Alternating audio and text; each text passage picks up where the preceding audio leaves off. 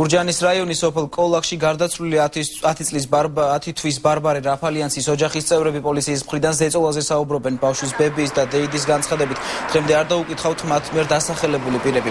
ოჯახის წევრები ასევე აცხადებენ, რომ პოლიციამ სახლში ჩხრეკა იმ დროს ჩაატარა, როდესაც ისინი სახლში არ იმყოფებოდნენ. გარდაცვლილი ბავშვის დეიდა დალი მექერიშვილი ასევე იხსენებს, რომ რამდენიმე დღის წინ მათ სახლის კარი შიგნიდან ჩაუკეტეს.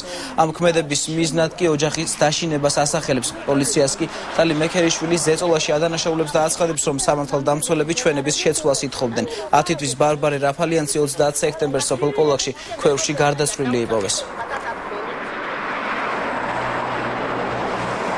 ის ეჭვმიტანილები, რომლებიც არიან, დაკითხონ იმათ. დაკითხულები არ არიან ეჭვმიტანილები? არ არიან დაკითხულები, ჩვენ ვერ ავხედავთ. მარტო თბილისიდან ჩამოვლენ, ჩვენ ვიყავთ იმ გურჯან, ჩვენ მივდივართ. მე და ჩემი ქმარი და დეიდა და სხვებიდა. დანარჩენები არ იკითხებიან. რაიონში იმას ვიღაცა დიდი კრიშა ხავ, როგორც მოხუცი, მე ამასავ ვფიქრობდა. ჩვენ არავინ არ აყავდა, იმიტომ იყვნენ თბილისიდან ჩვენთვის უცნობი პიროვნებები ჩამოსულები და ჩემ დასაც და ჩვენც გურჯაანის პოლიციაში წაგვიყვანეს და გთხოვდნენ ჩვენების შეცვლას. თავიანთ საკეთილდღეოდ ალბათ, რა ვიცი.